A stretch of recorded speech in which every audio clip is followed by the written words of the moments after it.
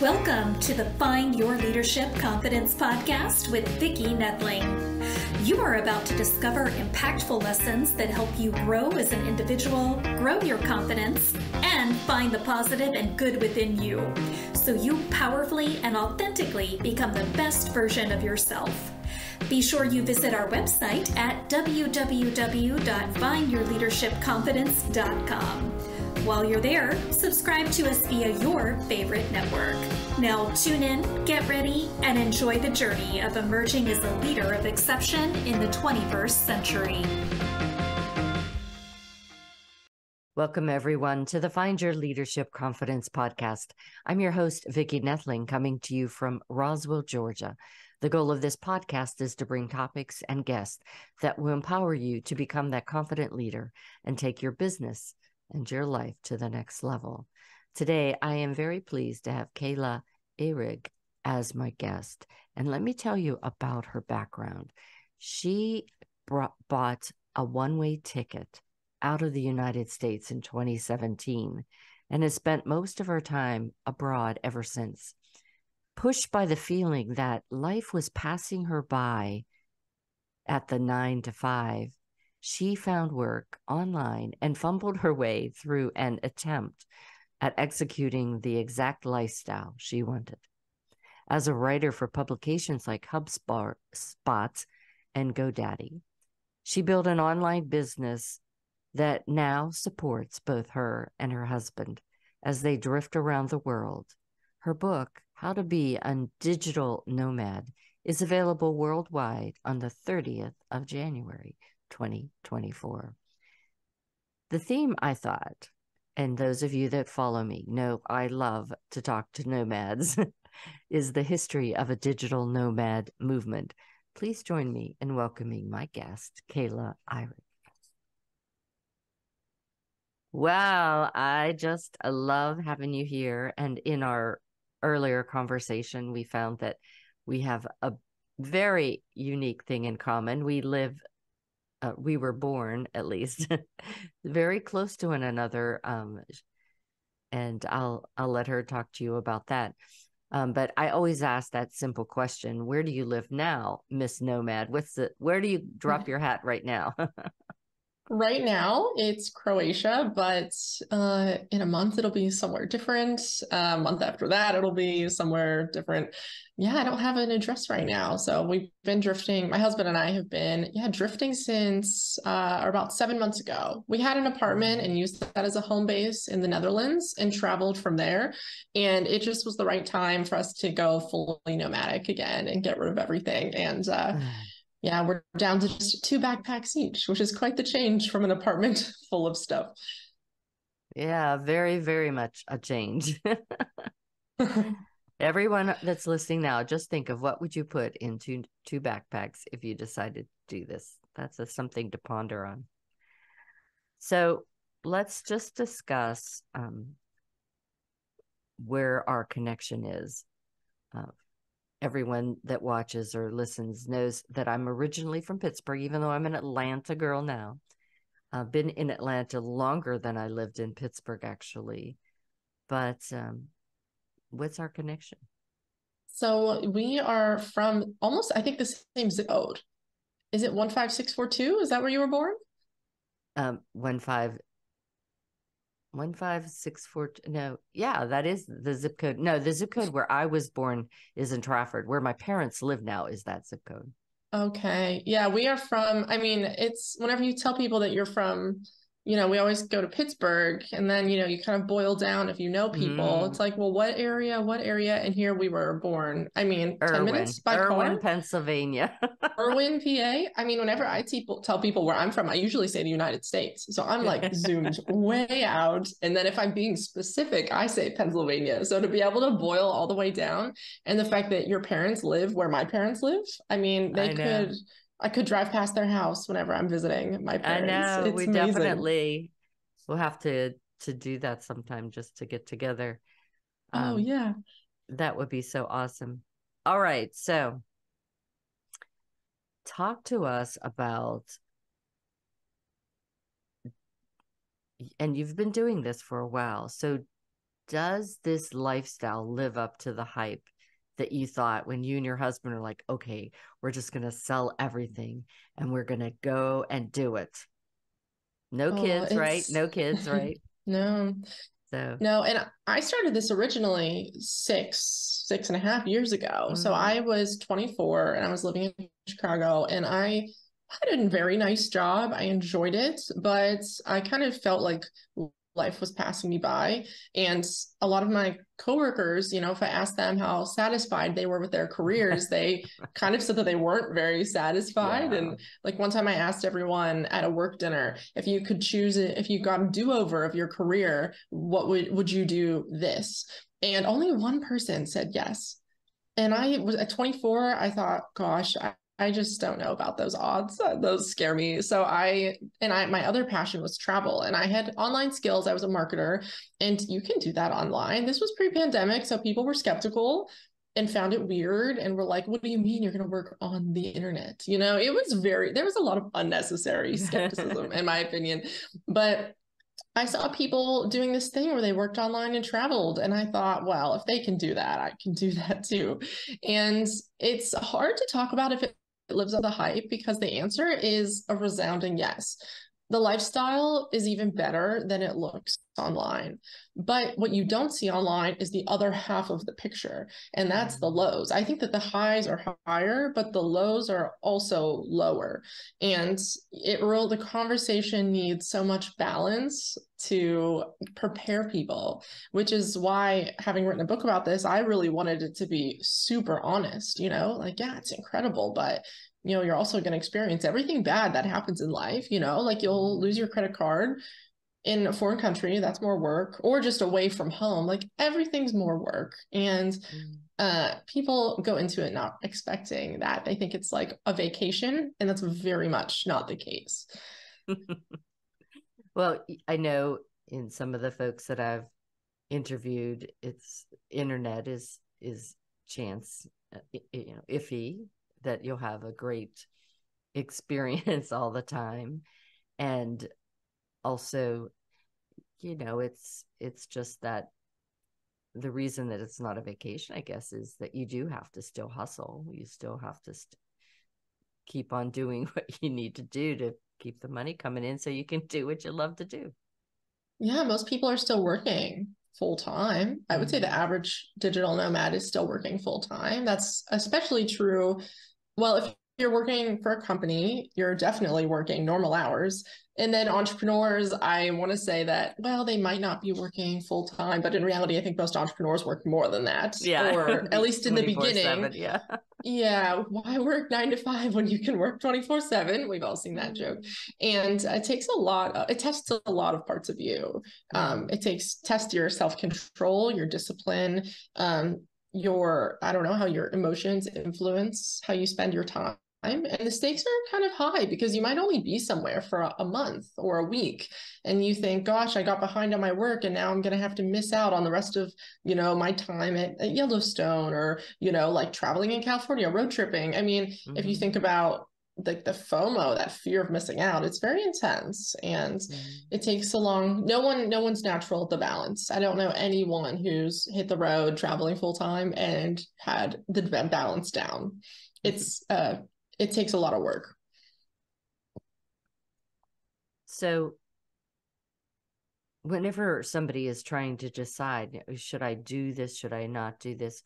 What are some of the things that you did in the preparation? You said you got rid of so many things, but what did you do to prepare or plan for this new lifestyle? What would you recommend for folks? I recommend getting a handle on your finances if you don't have it already. Like if you find budgeting to be scary, you should overcome that now. You should develop a budget for yourself, because money, whenever you're traveling, becomes a lot higher stakes. It's not natural where you say like, well, I'm just going to go out to a restaurant and it always costs about this much, because it could be double what you're used to, or triple, or even groceries. If you think about just living like normal life, like going to the grocery store or doing your laundry, if all of a sudden those things are costing twice as much money as you're used to, you're going to lose your grip on your finances. And a lot of people who want to travel long term, they can't because of their financial situation. That maybe it costs more money than they thought. That's kind of a common issue. So I think that you need to develop a very positive relationship with your money right away. And I recommend doing a grocery budget, a cash weekly grocery budget.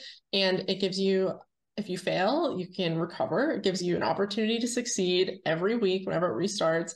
And you also, you just get, you're probably going to spend less if you're on a budget. Most people spend less whenever they're seeing the cash disappear. And most people need to worry about it. And if you don't, and you have no financial constraints, then that's wonderful. And this doesn't apply to you, but to the average person, they want to know how much is going out every week so that they can feel secure. Yeah.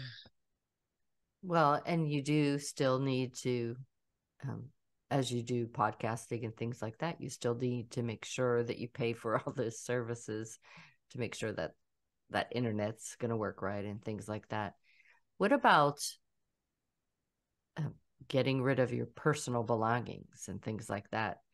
How you did this? Was your husband on board completely all the way and still is, or what was that like from a partnership? He was completely on board. And he had actually never done it before. So I got rid of all my stuff in 2017. And then I went through it again in 2023. And my husband did it for the first time in 2023. And he handled it very well, but we lived small. We were minimalists. So we weren't very attached to many things. And we did leave a few things in storage. He left 4 boxes of books in storage with his parents and a guitar. Those were sentimental items that couldn't be replaced. And I think that that's normal for most people. You have like a friend or a relative that's willing to put a few things in their garage. And I think that's totally fine. You don't have to get rid of anything. If you have enough money, you don't have to get rid of anything. You can leave your whole house with all your stuff and come back to it in 5 years. Just have all the bills be auto paid and you'll be fine. Your plants will die, but beyond that, you're fine. But if you're looking to do it on a budget, yeah, getting rid of your stuff, like the less stuff you have, the less money it'll cost ultimately. And things don't stay good anyway. Like things that are sit in storage, in 5 years, the clothes will be out of style. A lot of the electronics, the batteries will have exploded. They're going to be, they won't be usable. It's amazing how much breaks just sitting there. Yeah. Even cars, a car, if it's not used, it'll not work well. Yeah. All right. So you have this, you're really, and you're going to different countries all the time, different cultures. How do you prepare yourself to assimilate well with the cultures? Because I know from my corporate days, whenever you were asked to go and to live in a country for a while, or even to work on a project, it was really important that you understood the culture before you went there. So for you, do you do any of that kind of planning in advance, or do you just figure it out when you're there? I used to research because I was quite nervous. I didn't want to do anything wrong or be weird, but I realized very quickly that I would always be a foreigner. People are going to see me. I'm 6 feet tall. That's tall everywhere in the world for a woman. Even in the Netherlands, where I lived for 5 years, they have the tallest people in the world. I'm still tall there. So, and my husband's 6'4". So we stand out so much. Everybody knows that we're foreign. So I never want to offend anyone. And there are some big things, like in some cultures, like showing the bottom of your foot is very disrespectful to people, and little things like that you kind of don't just do accidentally in the grocery store. It's like, so you're able to kind of minimize, I think, the awkwardness there by just like the amount of contact you have. But I watch people, I read the room. I developed so many nonverbal communication skills after being in countries where I didn't speak the language. I can get what I need, and pointing and looking and like making like a face, like a question mark face, trying to get information from somebody. It's actually amazing what you're able to do whenever people see that you don't understand, and they and they kind of meet you in the middle. Yeah, I think it's amazing. Like we were in Mexico. Oh, I was just going to say, do you use Google Translate or anything like that?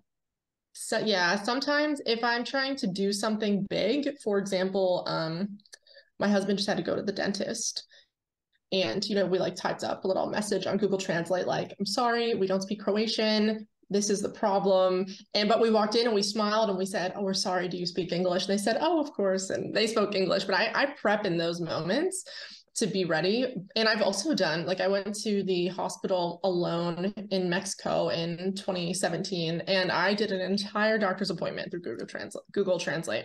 Wow. Whole thing. And it was really scary at the time, but now I feel so relieved every time I pull out Google Translate and people are willing to work with that, because sometimes it's more work. Like being able to say, may I have a cup of coffee? And someone saying, sure, come on, nobody wants to do more work than that. Reading your phone, them typing something back. So people are nice though, generally. I think that people, especially if you smile, if you kind of like put it out there with like open body language and show that you're trying to achieve something, it's a weird kind of subtext of communication that you don't notice or need to rely on whenever you're in your home environment. So the fact that you're traveling, are all of the income sources you have paying into a bank account, or how do you make sure that your work that you're doing is getting into the bank or somewhere that you have money always coming in?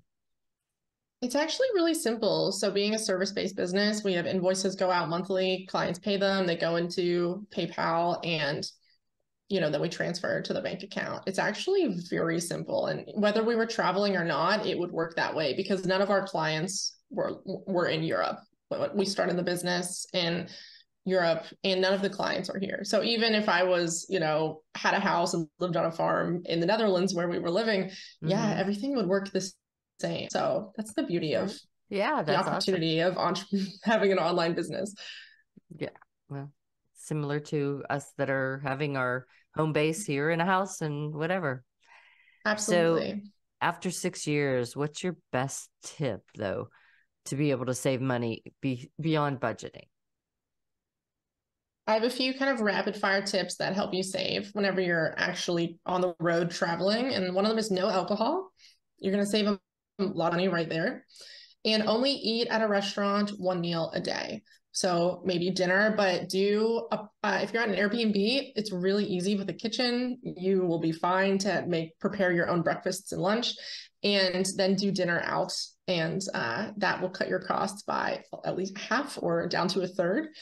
And going off season is a huge opportunity. And if you can, go off season and stay a little bit longer. So it's counterintuitive, but things can, like Airbnb, for example, can be cheaper if you stay longer. So everywhere that my husband and I stay in Airbnb, we stay for a month.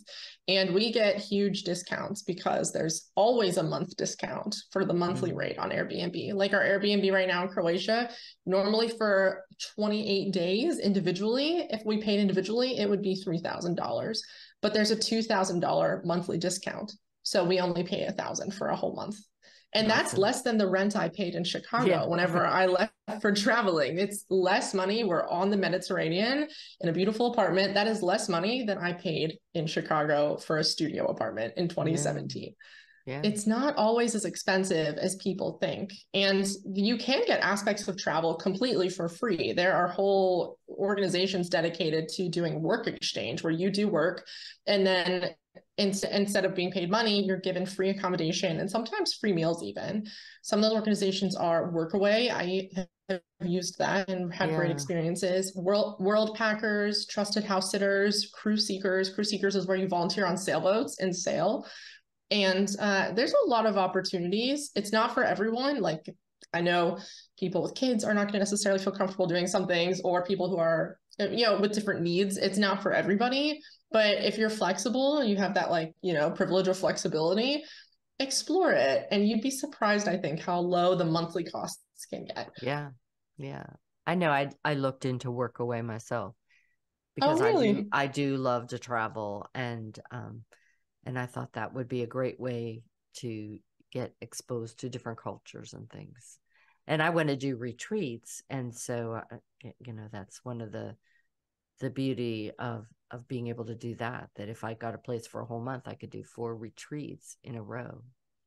And oh yeah, that would be so nice. So can someone today do, I mean, if you're in a job, can you possibly think, well, I'm going to just dip my toe in this and try it? So um,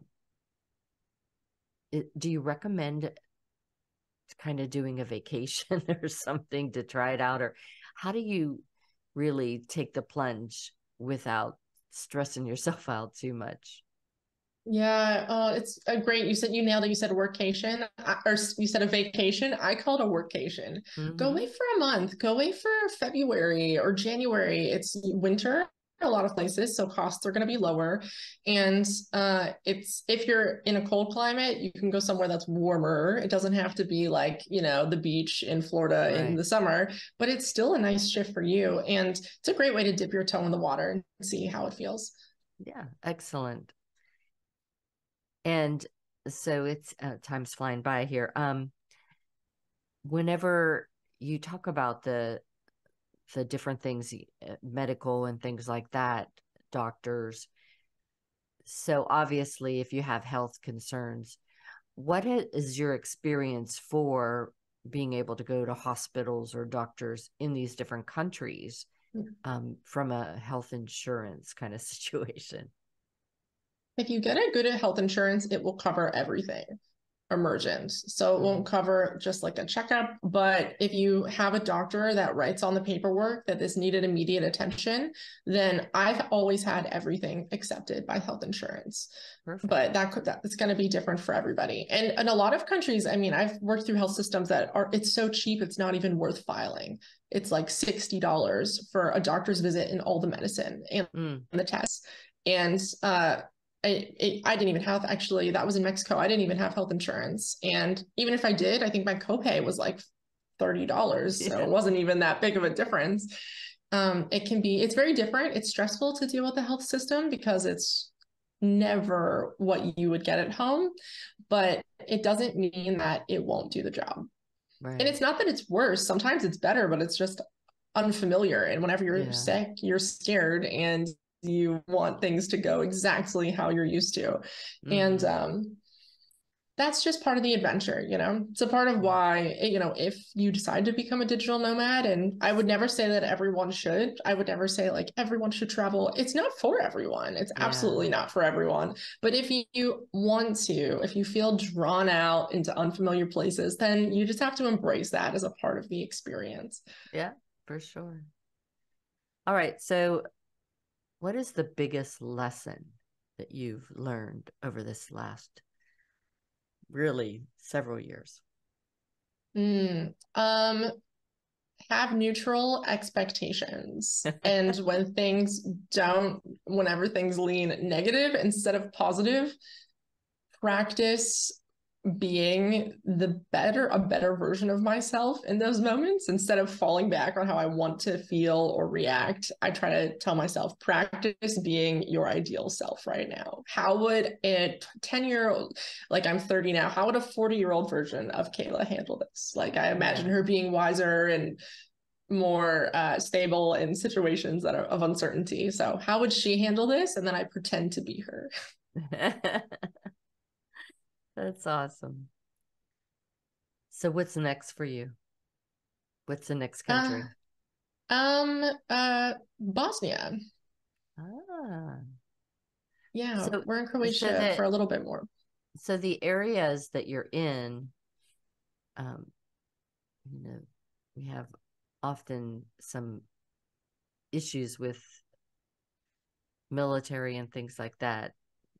Do you find it that you don't worry about being safe, or obviously you must travel through trains and things like that, or do you rent cars? I would think that you just use their train service, right? Yeah, I've never rented a car anywhere abroad, but we use buses and trains mostly.